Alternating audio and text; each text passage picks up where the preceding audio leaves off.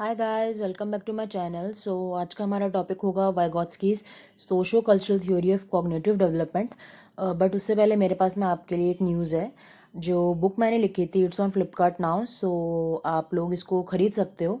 और मैंने इसका लिंक भी नीचे डाल दिया है डिस्क्रिप्शन में, और कमेंट में भी पिन करा हुआ है, तो आप वहाँ से डायरेक्ट इसको खोलोगे तो फ्लिपकार्ट में आपको मिल जाएगी।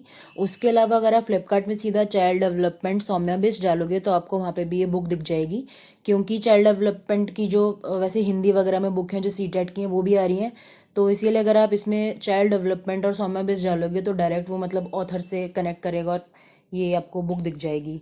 इसके अलावा अगर आपको बुक का पूरा नाम लिखना है, मतलब आपको बुक का पूरा नाम चाहिए, तो वो है child development help guide for future teachers. ठीक है, तो अगर आप ऑल्दो ये लेंदी है और मिस्टेक्स हो सकती हैं, तो इसीलिए मैंने शॉर्ट फॉर्म के लिए उसका सौम्या बेस्ट ऐड करा हुआ है ताकि आपको इजीली वो मिल जाए। बट यहाँ पे आपको थोड़ा इसमें प्रोसेस लंबा लगेगा। आप डिस्क्रिप्शन से लिंक डायरेक्ट खोल सकते हो, और जो कमेंट्स हैं वहाँ पे भी आप मैंने पिन करा हुआ है जो लिंक है, आप वहाँ से इसको अवेल कर सकते हो। Also it's on 5% off right now, so अगर आप अभी लेते हो तो ये आपको 5% लेस में मिलेगी। और अब थ्योरी की बात करते हैं, तो जो एक लाइन में इसका अगर मैं क्रक्स दूँ आपको, तो बेसिकली वाइगॉत्स्की ने ये बोला था कि जो सोसाइटी और कल्चर होता है वो बच्चे का जो कॉग्निटिव डेवलपमेंट होता है उसको इन्फ्लुएंस करता है। तो यही सब वाइगॉत्स्की ने मतलब अपनी थ्योरी में एक्सप्लेन करके लिखा हुआ है। 2-3 पॉइंट्स दे रखे हैं जो इम्पोर्टेंट है, जैसे MKO बताया इन्होंने, ZPD क्या होता है, स्कैफोल्डिंग वगैरह। तो इसके पहले हम एक बार ये पढ़ते हैं कि वाइगॉत्स्की थे कौन और उन्होंने थ्योरी कैसे बनाई। He was a Russian psychologist, और उन्होंने थ्योरी दी थी कॉग्निटिव डेवलपमेंट पे, जिसका नाम है socio cultural theory of cognitive development. और इनकी थ्योरी का जो मेन बिलीफ था वो यही था कि जो सोशल इंटरेक्शंस हैं वो बच्चों को हेल्प करता है कॉग्निटिवली ग्रो करने के लिए, और उसी की हेल्प से बच्चा अच्छा कर पाता है और जो उसका कम्युनिकेशन स्किल होता है वो बेटर होता जाता है। फॉर एग्जाम्पल, जब आप छोटे होते हो या फिर आप आपके जो भाई बहन होंगे वो छोटे होंगे, तो जो पेरेंट्स हैं मोस्टली जब वो बच्चों को बाहर लेके जाते हैं, तो बट ऑफ कोर्स बच्चों को पेट से तो कुछ पता वता होता नहीं है।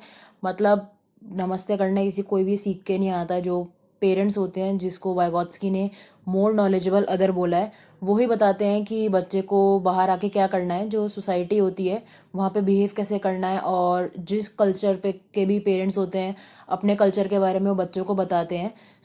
अब पेरेंट्स यहाँ पे सबसे पहले आपके हो जाते हैं फर्स्ट मोर नॉलेजेबल अदर, मतलब कि जिसको ज़्यादा पता है आपसे और जो आपको सिखाएगा। ठीक है, और फिर जब आप बड़े हो जाते हो तो स्कूल्स में आपके जो टीचर्स होते हैं या फिर जो ट्यूटर्स वगैरह होते हैं ट्यूशन्स में, वो आपका मोर नॉलेजेबल अदर का रोल प्ले करते हैं। ठीक है, अब जैसे यहाँ पे दो बच्चे पार्क में खेल रहे हैं और मान लो इनको नहीं पता भी कि जैसे आप जब मिलते हो तो हाय हेलो करना होता है, या फिर ग्रीट कैसे करना है एक दूसरे को, या फिर अगर कोई बड़ा है तो उसको नमस्ते कैसे करना है। तो ये भी 0 लेवल पे है, मतलब लेवल इनिशियल लेवल है इनका।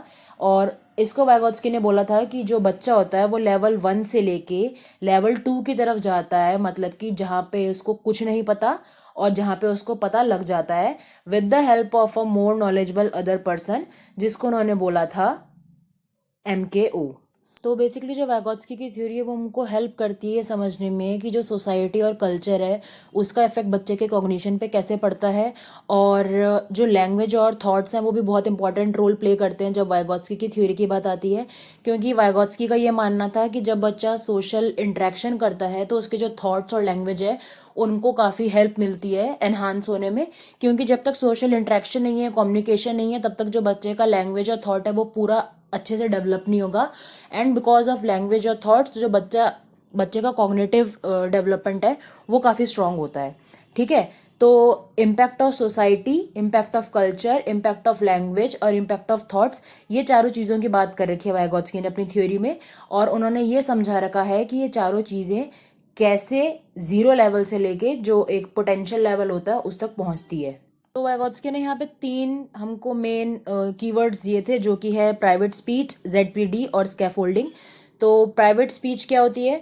जो बच्चे का इनर स्पीच है ना, साइलेंट स्पीच, मतलब जो हम भी जैसे अपने मन में बात करते रहते हैं आपस में, जिसको हम आजकल ओवर थिंकिंग कहते हैं। मतलब जो बच्चा थिंक कर रहा है, नॉर्मल हमारे लिए ओवर थिंकिंग है बट बच्चे के लिए थिंकिंग है, उसको यहाँ पे वाइगोत्स्की ने प्राइवेट स्पीच बोला था। ठीक है, वाइगोत्स्की का ये कहना था कि जो प्राइवेट स्पीच होती है वो फाउंडेशन होती है सारे हायर कॉग्निटिव प्रोसेस का, जबकि जो पियाजे था उन्होंने उसको ईगोसेंट्रिक टॉक बोला था। और वाइगोत्स्की के हिसाब से जो इनर स्पीच है वो उनका सेल्फ गाइडिंग फंक्शन होता है जो चैलेंजिंग टास्क जब बच्चों को दिए जाते हैं उस टाइम पे वो इंक्रीज होता है।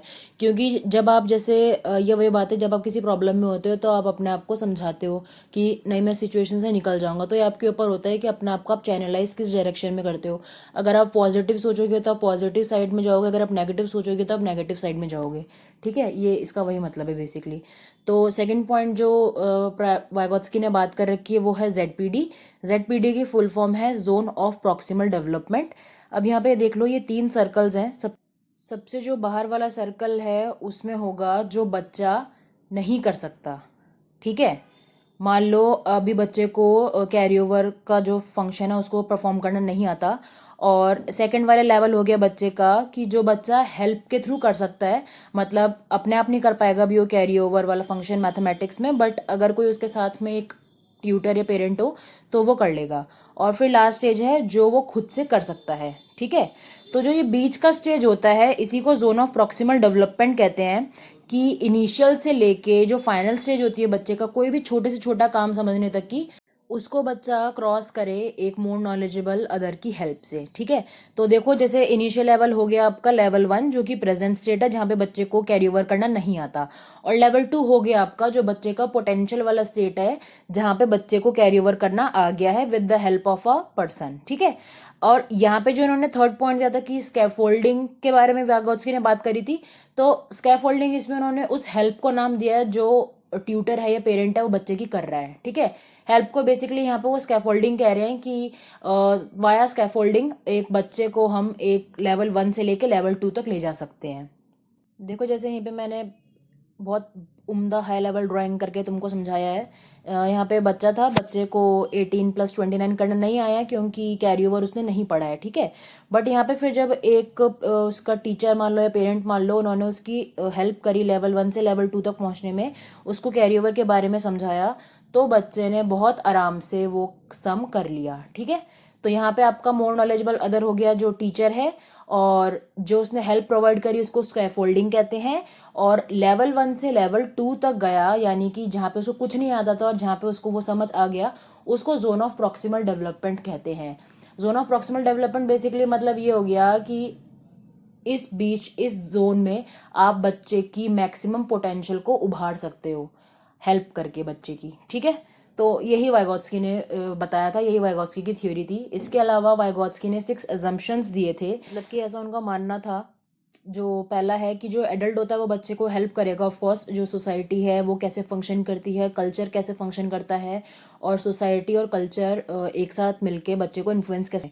ठीक है, सेकंड अजम्पशन उन्होंने ये दिया था कि जो लैंग्वेज और थॉट होता है वो काफ़ी रैपिडली इंक्रीज करता है in the first few initial years.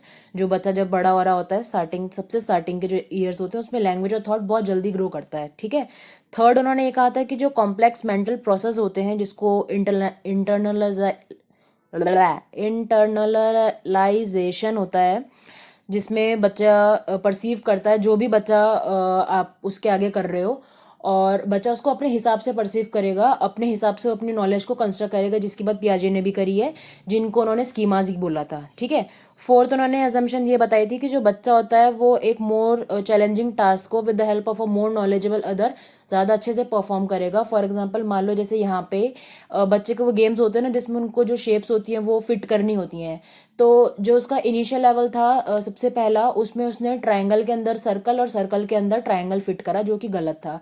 But with the help of a person which is more knowledgeable other, जो बच्चा है वो ट्रायंगल शेप्स के बारे में जो बंदा उसको सिखाता है कि भाई शेप्स, ये ट्रायंगल है, ये स्क्वायर है, ये सर्कल है, रेक्टेंगल है, तो उसके बाद वो बच्चा उस ट्रायंगल को ट्रायंगल के अंदर डालता है और जो सर्कल वाली शेप है उसके अंदर सर्कल डालता है। ठीक है, फिफ्थ इज अगर जो टास्क होता है वो जितना चैलेंजिंग होता है उतना ज़्यादा ही जो बच्चे का कॉग्निटिव ग्रोथ है वो मैक्सिमम मतलब इंक्रीज करता है। जितना ज़्यादा हायर एडवांस लेवल पे बच्चे को बताओगे, ऐसा नहीं होना चाहिए कि 2nd क्लास के बच्चे को आप 9th क्लास का बता रहे हो, वो एकदम गलत है। बच्चे के लेवल के हिसाब से, मतलब जैसे प्लस माइनस में धीरे धीरे अगर आप स्टेप इंक्रीज करोगे, बट वही है कि थोड़ा सा चैलेंजिंग अगर उसको बनाओगे तो बच्चे के लिए हेल्पफुल होगा उसकी कॉग्निटिव डेवलपमेंट को इंक्रीज करने में। और लास्ट अजम्पशन ये थी वाइगोत्स्की की, जो प्ले होता है वो हेल्प करता है बच्चे को कैरेक्टरिस्टिक्स को कैच करने में, या फिर जैसे बच्चा किसी की पर्सनालिटी देख के उसको इमिटेट करता है, जो इनका गेम होता है सिंबॉलिक प्ले वगैरह, तो उससे बच्चा बच्चे का कॉग्निटिव डेवलपमेंट है वो इंक्रीज होता है। जैसे कि अगर उसने किसी को इमिटेट करा तो वो उसके बोलचाल का तरीका, उठने बैठने का तरीका, उस सबको इमिटेट करता है।